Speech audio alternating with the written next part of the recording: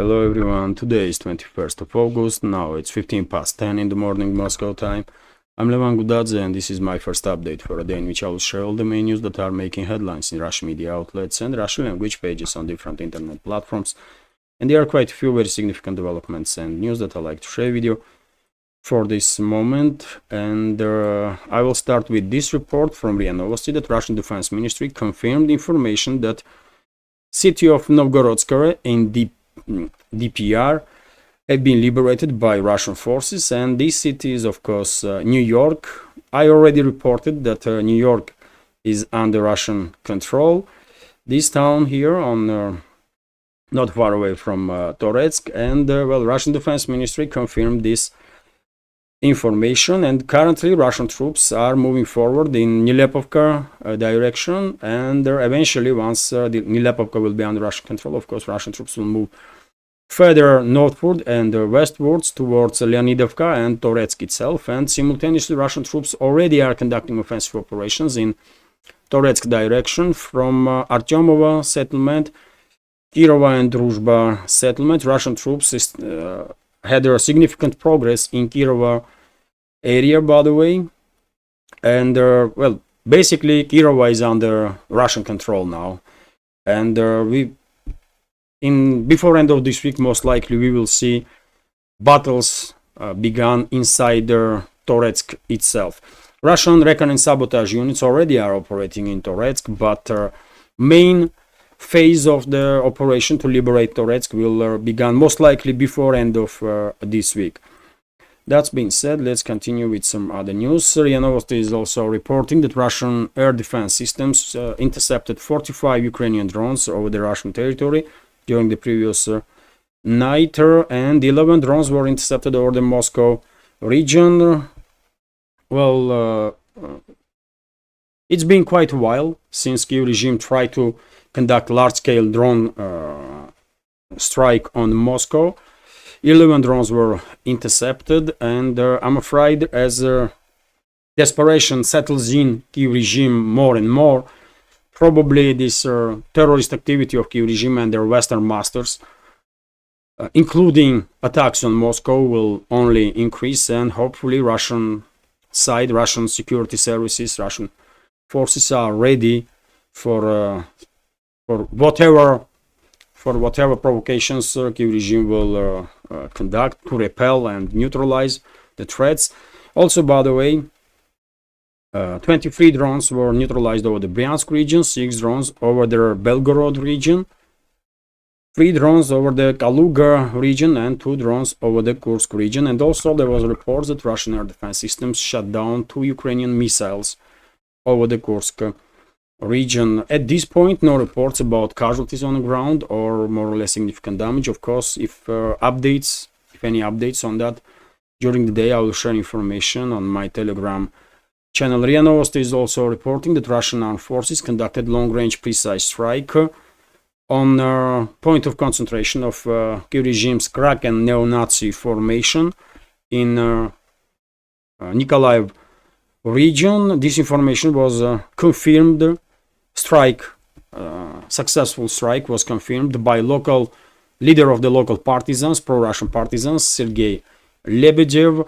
Unfortunately, there is no precise information about losses that this neo-Nazi formation had in Nikolaev area, but strike was precise, so most likely that formation had significant losses. TASS news agency is also reporting that the Russian Defense Ministry created 3 new grouping of troops, grouping of forces, Belgorod, Bryansk and Kursk, and of course priority for this newly created grouping of forces will be security of these 3 regions, Belgorod region, Bryansk region and Kursk region, that are bordering line of contact basically. Also,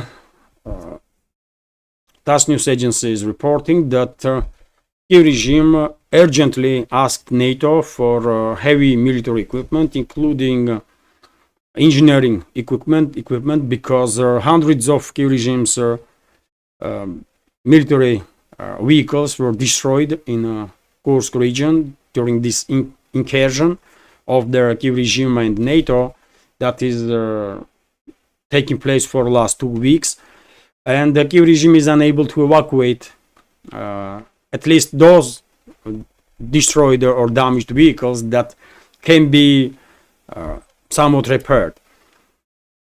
And well, now Kiev regime is asking for help NATO.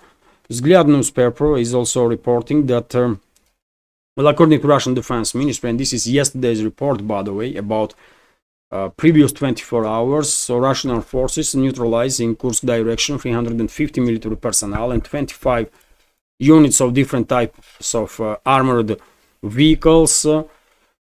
Overall numbers of the losses on part of Kiev regime in Kursk salient only exceeded 4,000 according to Defense Ministry. Also 58 tanks were destroyed, 27 infantry fighting vehicles, 50 armored personnel carriers, 299 different type of armored vehicles like Max Pro. I'm saying Max Pro because many members of our community are familiar. It's a transport carrier basically, armored transport carrier, and also 131 motor cars were destroyed of the Kiev regime in Kursk salient, 27 field artillery systems, 5 air defense systems, 7 MLRS systems, multi-launch rocket systems, and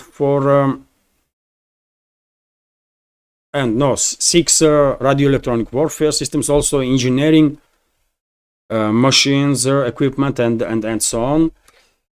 And it is not surprising that Kiev regime is asking now urgently West for additional support with military equipment, including these engineering machines, to withdraw at least some of their vehicles that they lost in the Kursk salient. RIA Novosti is reporting that well, head of U.S. diplomatic mission in Russia was summoned by Russia's foreign ministry yesterday, and a note of protest was issued because of the involvement of U.S.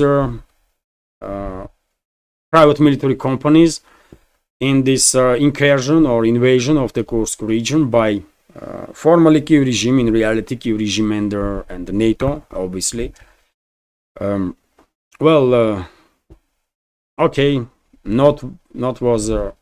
protest note was issued. I don't think it will have any influence on anti-Russian actions of the Washington, but well, Moscow had to react, of course. And yesterday I reported, dear friends, that one of the private military companies in US published on its Instagram page photos of its mercenaries that were participating in this invasion into Kursk region. So obviously Russia's foreign ministry had to react on that, even if they know perfectly well that Washington will don't really care. TASS news agency is reporting that well, Pentagon press secretary of the Pentagon, Patrick Ryder, during the briefing stated that Kiev regime's invasion into Kursk region did not really influence relationships between Washington and Kiev. Of course it didn't. Because this operation was planned by US, British, and possibly German generals. So Washington, London, and Berlin were involved in this crime against Russia, obviously. And one day they will pay heavy price for that if they think they will act with impunity against Russia. They are big time mistaken. But everything has its own time. And when it comes to this Kursk salient, by the way, I was a bit surprised, unpleasantly surprised, I will say, and probably not just me, but many members of our community also, that several channels from alternative media, from independent media, yesterday paid too much attention to statements of this so-called head of Ukraine's armed forces, head of Ukraine's general staff, Syrsky, who basically come up with some nonsense about further advances of Kiev regime's troops in Kursk region in one direction, other, third, fourth. If you listen to Sirsky, you may get impression that Kiev regime's troops or NATO troops are about to establish control of the Moscow itself, when in reality situation is under operational control of the Russian armed forces and clearing operation is underway. Armored groups of Kiev regime are moving around. They are trying to create this illusion that they are still advancing. They are trying to shape up the narrative. And when it comes to narrative, by the way, you all see, isn't it, that initially Podolyak came up with one statement that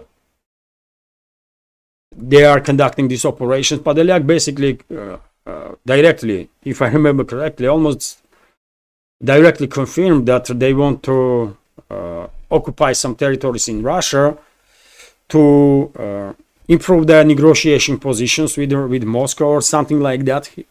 If I remember correctly, he even commented on possibility that Kiev regime's troops will establish control over the Kurchatov and Kursk nuclear power plant. Then someone else come up with some different narrative when they realized that these advances are not really happening, at least on a pace that they were hoping for.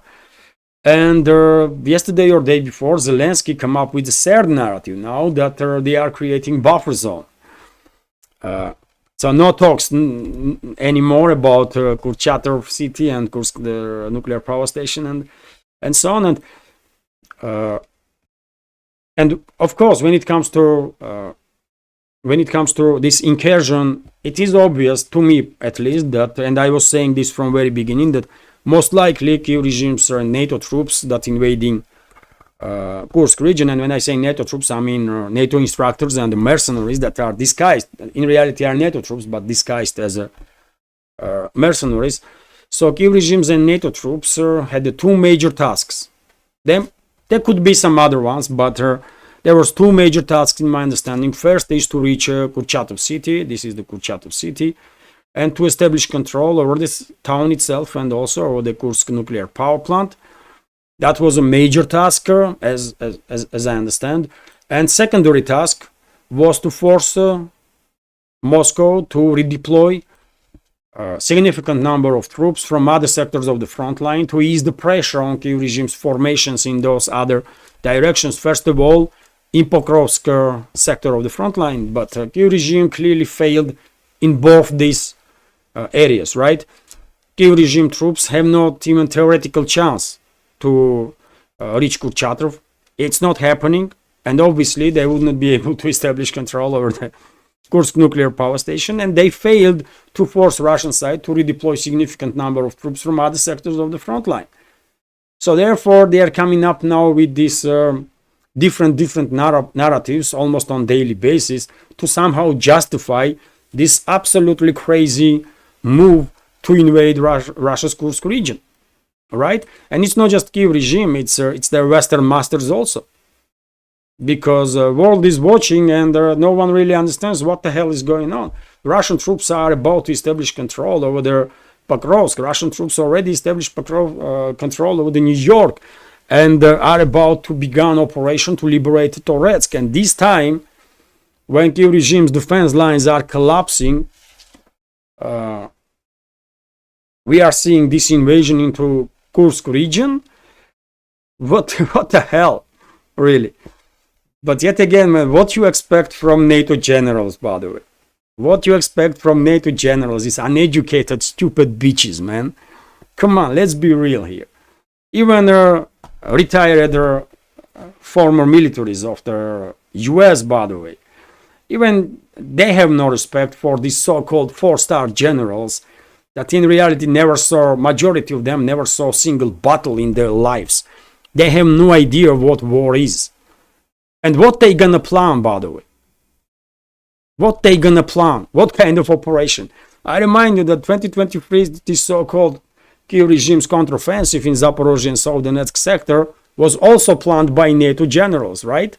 US generals, British generals, German generals. And what Kiev regime achieved with that 2023 counteroffensive? Nothing. Russian troops decimated all the brigades that Kiev regime sent deployed during that so-called counteroffensive, right? And the very same will happen, of course, in Kursk direction. Russian troops will decimate whatever last strategical reserves Kiev regime had. And that's why I'm saying this is, by the way, this Kursk invasion is beginning of the end of Kiev regime's armed forces as a more or less capable entity. This fatal mistake of the Kiev regime is beginning of the end of regime itself. And this is the beginning of the end of political career of the, not just Syrsky, but Syrsky has no political career, he is military, but this is definitely end of political career of Zelensky, 100%, and this fatal mistake of the Kiev regime is beginning of the end, I will argue, of Ukraine itself. So, overall, by the way, to summarize, situation is under Russian control. Yes, Kiev regime troops still have some number of armored vehicles, and they are trying to conduct this, to move around, basically, to move around and create the illusion that they are advancing in some one direction or another. But in general, operational control is in Russian hands, and this salient, Kursk salient, is clearly now trap, in which on daily basis Russian troops are decimating these last strategical reserves of their Kiev regime. It is what it is, and that's why I was, excuse me, unpleasantly surprised yesterday when number of channels from alternative media paid this too much attention to statements of Syrsky, by the way. Who the hell is Syrsky, man? This so-called head of Ukraine's general staff. How can anybody take anything that comes from Kiev regime seriously? I mean, come on now. You know? And I was really unpleasantly surprised. I don't know why these channels that are seen as channels from alternative media or independent media, why they are helping Kiev regime to shape up their narrative. I mean, I don't get it. But anyways, by the way, as I said, situation is under operational control of the Russian Federation, and Kiev regime never had any chances and will never have any chances to achieve anything, basically, to achieve anything on any direction. It is what it is. Let's continue with some other news now, and where are yours? I reported about this.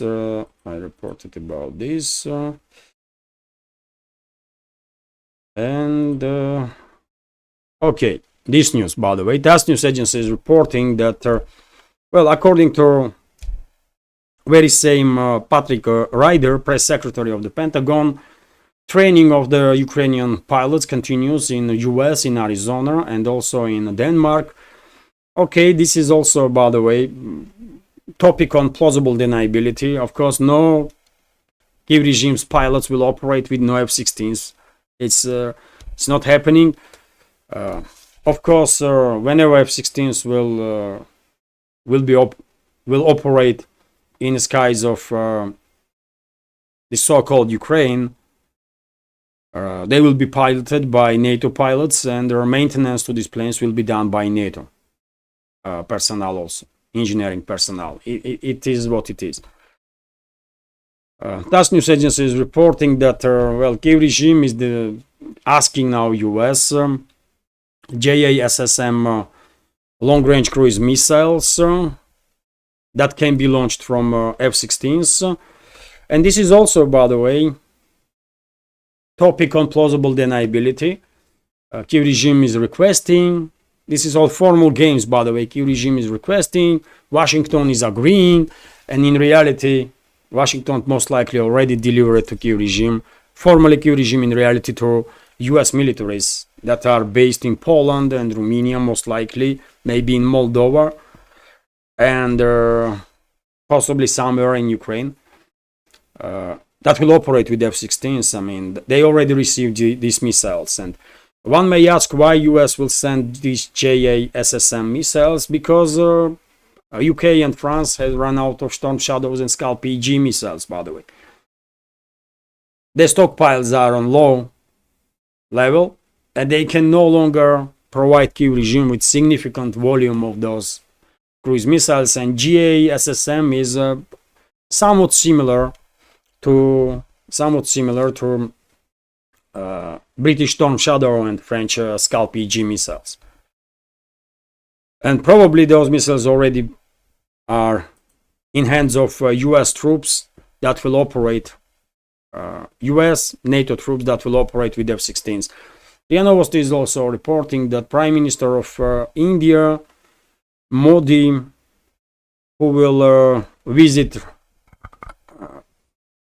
Kiev in 23rd of August, will share during his conversation with Zelensky some ideas that Prime Minister of India and Indian leadership had about ending the hostility between Moscow and Kiev. But I mean, well, I truly don't understand why India's Prime Minister is moving now to Kiev after this invasion of the Russian territory by Kiev regimes and the NATO forces. Maybe because of the pressure from the West, possibly, but I truly don't understand what he is even hoping to achieve with this visit. It's pointless. This is absolutely pointless visit. It is what it is, man. There are some rumors that Modi will bring some messages from Moscow to Kiev regime, but I mean, come on, man. Russian leadership is quite clear that after this terrorist attack on Kursk region, there can be no talks between Moscow and Kiev. Only unconditional surrender of the Kiev regime can be discussed. It is what it is. Vzglyad newspaper is reporting that Wall Street Journal, according to Wall Street Journal's article, relationships between Germany and Poland is getting worse and worse. The relationship between Germany and Poland was never good. Let's be clear about it. Germans and Poles don't really like each other, historically speaking. Not just because of the Second World War, but historically speaking, by the way. It is the case. Well, now Berlin is not happy with Germany, according to Wall Street Journal, because of these latest revelations that Poland was involved in bombing of their Nord Stream pipelines. Okay, I guess we're not gonna see any diplomatic rows between Berlin and Warsaw right now, but once this conflict in Ukraine will end and Russia will liberate historically Russian territories and western parts of Ukraine that used to be part of Poland, Hungary, and Slovakia, by the way, and Romania, end up being reclaimed by these countries and basically under NATO control. I guess many people in Germany will start asking questions if Poland reestablish control over their territories that they lost after Second World War. Then Germany should also receive back territories that was given to Poland as a compensation for losing territories on their eastern borders. So that's when I expect, when this will happen, that's the time when I expect some serious tensions between Berlin and Warsaw. And well, by the way, Polish armed forces will probably decimate Germany's armed forces in just about a couple of months' time. We should keep that in mind, because German armed forces is a joke, by the way. German leadership is a joke, and German leadership is basically not the leadership of German people. It's a occupying regime of the Washington, right? So this Scholz and his government is a joke. German army is a joke. And Poland, by the way, whole different story. Poland is investing hard in its own militaries. And if you ask me, even though I'm no military expert, but if you ask me, based on information that we are getting from open sources, if things will hit the fan, Poland may decimate German army in a couple of months' time maximum, man. So yes, I mean things in Europe are also not as smooth as some may think, by the way. There are many areas where tensions may erupt at any point. And dear friends, before I continue, let me notice, if I may, that this channel, this media project of mine with several channels on YouTube, Rumble, and Telegram, is completely subscriber funded. I have this opportunity to work in this field of news and political commentary exclusively thanks to you, dear friends, thanks to our community. And well, if you like what you see, if you think channels from Russia deserve to exist, or my channels in this particular case deserve to exist in this field of news and political commentary, please consider to support my work with donation through PayPal or Boosty, or by subscribing to my Patreon page or page on Boosty. All the links are under this video in the description box and in the pinned comment. And of course, many thanks to all the members of our community who supported and continues to support my work. Thank you very much.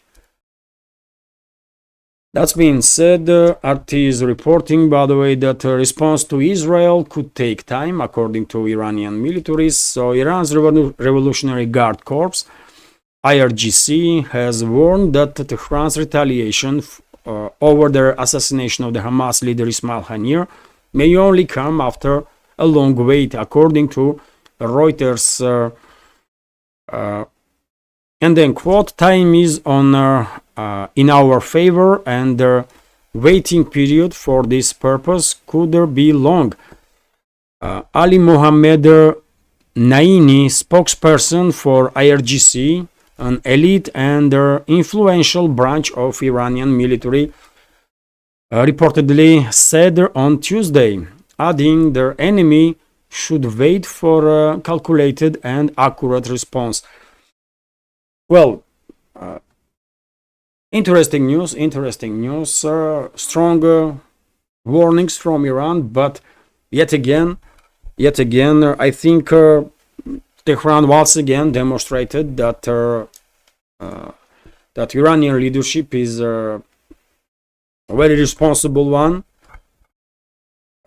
pragmatic one, and well, entire world should be thankful, by the way, for leadership of Iran, for not escalating with Israel immediately, for not conducting this massive retaliatory strikes or something like that, because that was exactly what Western ruling class and Netanyahu's government was hoping for, but it did not happen. And it is good, by the way. It is good that Iran is acting with the restraint, demonstrating with this restraint its force, basically, its capabilities and the force. This is right approach. I said from very beginning that most likely friendly nations to Iran will communicate with Tehran and will most likely ask not to retaliate in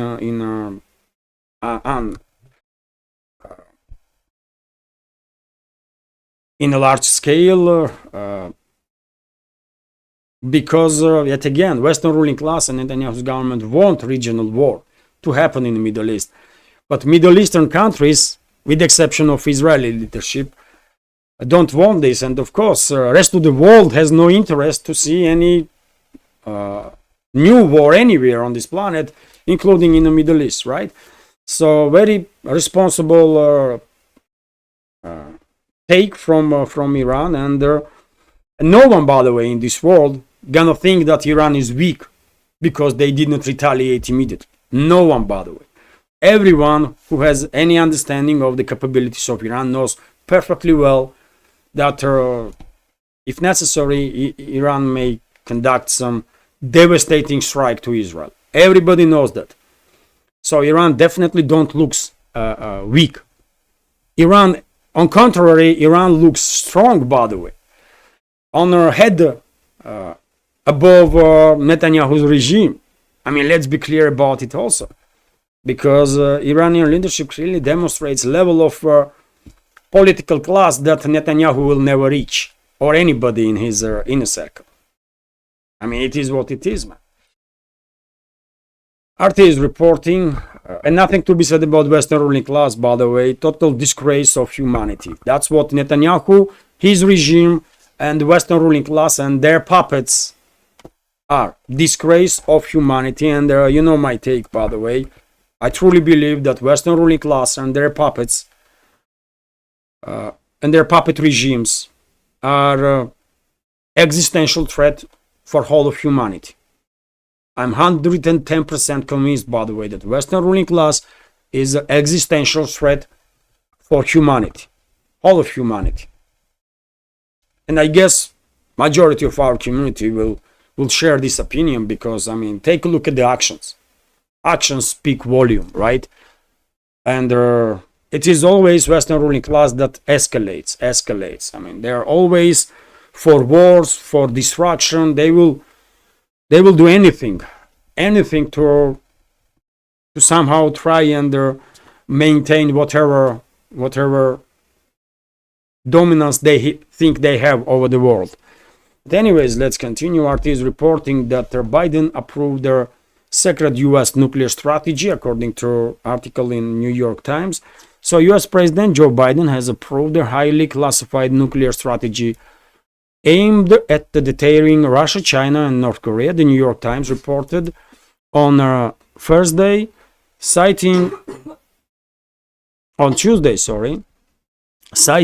unnamed officials at the Pentagon and the National Security Council. The document, Nuclear Employment Guidance, was adopted in March, marking the first time the U.S. nuclear doctrine has been focused on Beijing's rapidly developing nuclear capabilities, the newspaper said. According to New York Times, the document is updated roughly every 4 years and is so secretive that there are no digitized copies.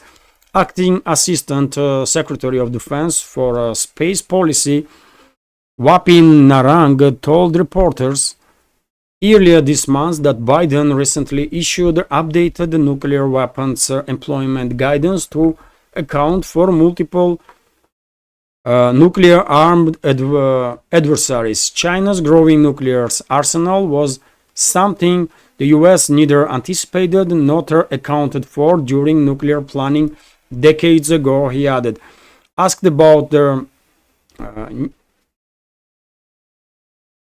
New York Times report, White House spokesman Sin Sevet said the guidance issued earlier this year is not a response to any single entity, country, nor a threat. In 2023, the Pentagon estimated that China will double its stockpile of operational nuclear warheads to over 1,000 by 2030, much of which will be deployed at her higher readiness levels. The US currently has 5,550 nuclear warheads, while Russia has 6,255, according to estimates by the Stockholm International Peace Research Institute. So, yes, new nuclear strategy guidance, updated one for US. Nothing extraordinary, really. And when it comes to focus on Russia, China, North Korea, well, I mean, US always was considering, US leadership, by the way, neocons, deep state, they were always considering Russia as enemy. They never managed to wrap their mind around the objective reality that Cold War is over. And Russia and US don't have to be enemies, for God's sake. There is no reason why Russia and US should be enemies. I mean, truly, tell me, dear friends, tell me, why should Russia and the US or Russia or any European state be enemies, man? There is not even single reason for that, right? During the Cold War, there was some ideological differences, and all this hostility was based on that. But now, what ideological differences, by the way? There is none. Russia is a free market economy, US is a free market economy, Europe is a free market economy. I mean, frankly speaking, I truly don't see a reason why should any countries in this world, obviously, but in this particular case, why Russia should be treated as enemy by US or EU member states. I don't know, man. I don't get it. But yet again, because Western ruling class, by the way, they are sick. They are sick people, mentally sick people. They cannot realize that there is no longer Cold War. They cannot realize that they cannot stop emerging of the multipolar world, and they cannot accept that they are no longer dominant force in this world. That's all, really. And they want to destroy everything and everybody that opposes their dominance. I mean, that's it, isn't it? And also, by the way, when it comes to Chinese nuclear program, I heard reports that by 2030, China will have probably some 1,500 nuclear weapons, not 1,000, but 1,500. Which is, and majority of them will be on high operational readiness level. And 1,000 nuclear weapons is significant, and 1,500 is of course also significant. This is this should be enough deterrence in any case. But I mean, when we are talking about Western ruling class, by the way, I mean they are crazies. I mean, Western ruling class, Western ruling elites, they are crazies, by the way, and the existential threat for humanity. And I am saying this for a reason, right? RIA Novosti is also reporting that, well, Kamala Harris is officially nominated as a candidate for Democrats, for Democrat Party. Okay, I mean, no surprises, obviously, no surprises.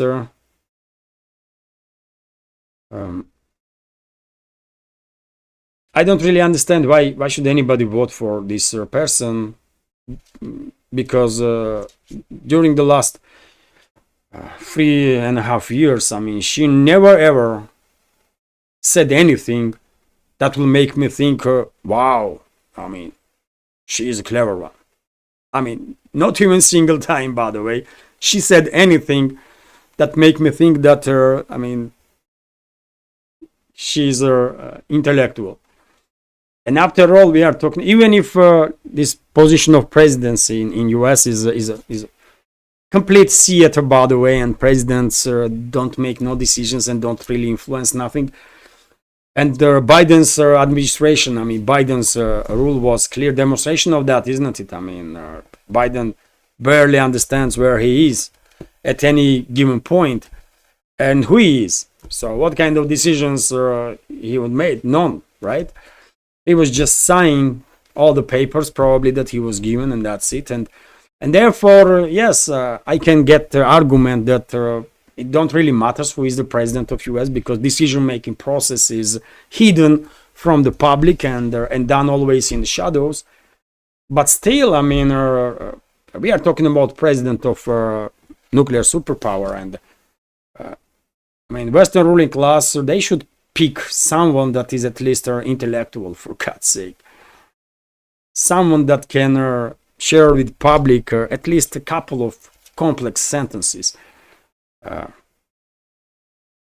But I mean, you know, we're gonna have a good laugh, by the way, if Kamala will become president of US. She will make us laugh quite often, I believe. So let's see what will happen. I still don't think she will win elections, because I don't think US society, US citizens are happy with Biden's administration, and I don't think they want Biden 2.0 to happen with Kamala's presidency. But let's see. I mean, it's up to US citizens, really. But political system and all these presidential elections and that kind of stuff, it's all theater, by the way. This is for sure. It's all theater, and true decision makers are always in shadows. And in my opinion, presidents in US don't really influence much. Members of our community from US can share their opinion on this topic, but that's the impression that I get, especially after what Biden's first term, by the way, as a president. I mean, who was making decisions? It's a legit question, isn't it? It was not Biden for sure. So who was making decisions for president of US? Who are those unelected people? Do you know the answer? I don't. Anyways, let's continue. RIA Novosti is reporting that Prime Minister of China has arrived in Russia, Li Qian, and well, there will be negotiations, obviously, between Russian and Chinese side leadership, and well, all good, by the way. Russia and China definitely reach a strategic level of partnership, and it's beneficial for both sides, and all good, by the way, all good. TASS news agency is reporting that Azerbaijan officially sent a request to BRICS that Baku wants to join this organization. I reported about statement of ambassador of Azerbaijan in Russia that Baku wants to become a member of the BRICS, and well, official requests have been made. Interesting and good news, by the way. Once again, highlights how important BRICS really is as the major foundational stone of the emerging multipolar world. And TASS news agency is also reporting, and I will end this update on this news, that before 2042, Russia plans to build 11 new nuclear power stations, which is also good news, by the way, I do understand that many people are afraid of nuclear power stations, especially because of the Chernobyl catastrophe, Fukushima catastrophe. There were some other catastrophes that happened, but accidents are really rare occasions on nuclear power stations, and modern Russian nuclear reactors are extremely safe. I will say most safe reactors in the world, by the way.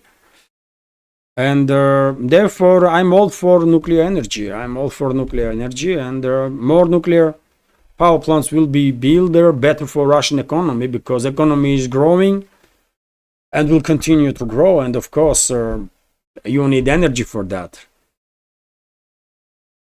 Let me give you some numbers, by the way, when it comes to electricity. Come on now.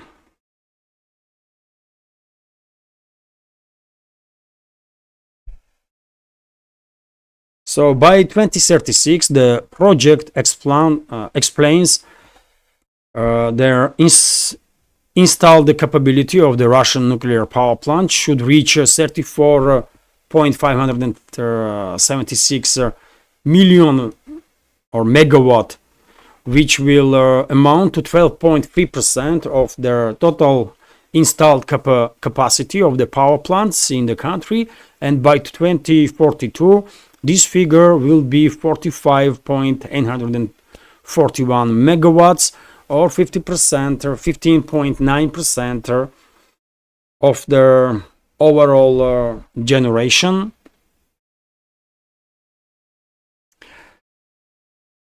Installed capacity of wind power plants and solar power plants by the end of 2042 should be 7.6%. Okay, I'm all for nuclear energy. Because it definitely has a huge potential, and it's green, by the way. It's green energy, nuclear energy. Many people are maybe not realizing, but only leftover from nuclear power stations is water. Because how nuclear power stations are working? There are reactors that are generating heat. This heat warms up, boils basically water. Then steam goes towards the turbines. Turbines are spin, generating electricity, and spin. Then this steam then goes through cleaning process, I believe, and eventually in cooling towers. and then come down as a droplets. There is condensation there in the cooling towers, and it comes down as a droplets of water. So it's a green energy. If you want that, that's a green energy, quite enough. If nothing happens, no catastrophe will happen with nuclear power station. It's the cleanest energy source that there is, and most safe. While solar energy, by the way, already there is a big issue of these used panels, isn't it? Solar panels. That's an issue because to create those panels, you have to use fossil fuels, and to then recycle, you again have to use fossil fuels. So it's not that green, really, this solar. And when it comes to wind power, by the way, those wind power stations, they are, first of all, I mean, areas that these wind turbines don't really look nice, and they are killing so many birds, by the way, right? It don't looks nice. It's dangerous for nature. I don't like that. I am for nuclear energy, but I'm not really big supporter of solar energy, and definitely not the wind turbines, by the way. That is a horrible idea from the beginning, that wind turbines. But this is my personal opinion. You may disagree with me. It's absolutely okay, of course. And in any ways, dear friends, this is it for an update. Hopefully you will find it informative, interesting, and useful. Maybe a bit entertaining, because after all, this is a news show. And if so, please click that like button and leave some commentary just about anything, any topic. This is the only way we can at least try and influence the algorithm. I forget to mention, by the way, in the beginning, that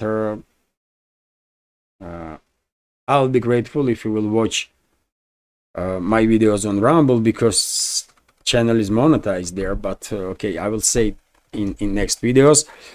If you can, I mean, if you are just listening, then you can open it in Rumble. It's same video, same sound, and it will count as a view. So